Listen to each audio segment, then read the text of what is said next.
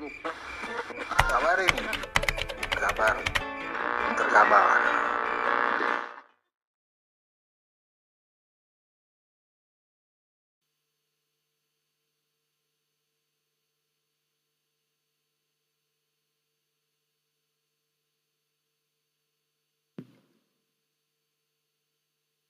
Bismillahirrahmanirrahim. Assalamualaikum warahmatullahi wabarakatuh. Selamat siang, salam sejahtera bagi kita semuanya. Bapak Ibu sekalian yang saya hormati, pertama-tama saya ingin menyampaikan ucapan terima kasih atas kerja keras PPATK, kementerian dan lembaga,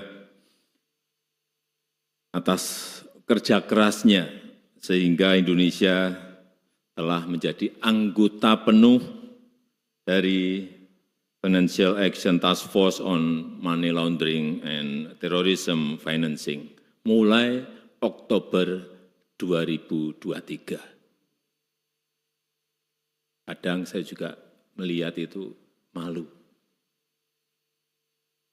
Karena di keanggotaan G20 yang belum masuk tinggal kita saja.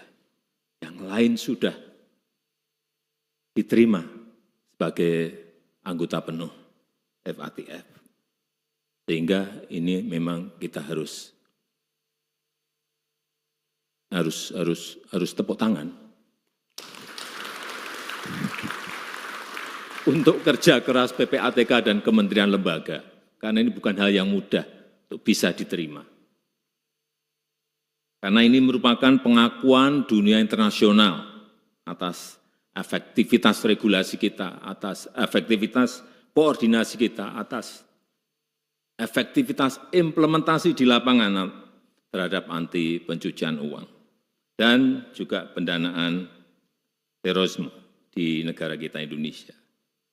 Saya berharap keanggotaan penuh ini menjadi momentum yang baik untuk terus menguatkan komitmen pencegahan dan pemberantasan TPPU, sehingga kredibilitas ekonomi kita menjadi meningkat.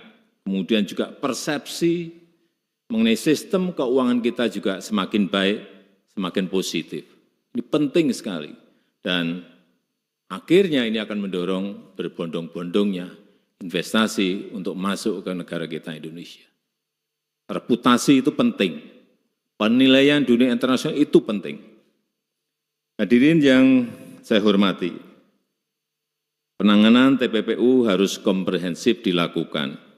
Kita harus 2 atau 3 langkah lebih maju dari para pelaku dalam membangun kerjasama internasional, dalam memperkuat regulasi dan transparansi, dalam menegakkan hukum yang tanpa pandang bulu, serta pemanfaatan teknologi ini yang penting. Pola baru berbasis teknologi dalam TPPU perlu terus kita waspadai, seperti cryptocurrency, aset virtual, NFT, kemudian aktivitas lokal pasar, elektronik money, AI yang digunakan untuk otomasi transaksi dan lain-lain. Karena teknologi sekarang ini cepat sekali berubah. Bahkan data Crypto Crime Report menemukan ada indikasi pencucian uang melalui aset kripto ini sebesar 8,6 miliar US dollar di tahun 2022. Ini setara dengan 139 triliun rupiah. Secara global. Bukan besar, tapi sangat besar sekali. Ini artinya pelaku TPPU terus-menerus mencari cara-cara baru. Nah, ini kita tidak boleh kalah. Tidak boleh kalah canggih. Tidak boleh jadul. Tidak boleh kalah melangkah. Harus bergerak cepat. Harus di depan mereka. Kalau enggak ya kita akan ketinggalan terus. Dan selain TPPU, kita juga harus waspada terhadap ancaman pendanaan terorisme. Ini juga terus-menerus harus kita monitor, harus kita cegah, dan saya berharap PPATK serta kementerian lembaga yang terkait dapat terus meningkatkan sinergi dan inovasinya. Terakhir, saya titip, upayakan maksimal penyelamatan dan pengembalian uang negara, sehingga perampasan aset jadi penting untuk kita kawal bersama.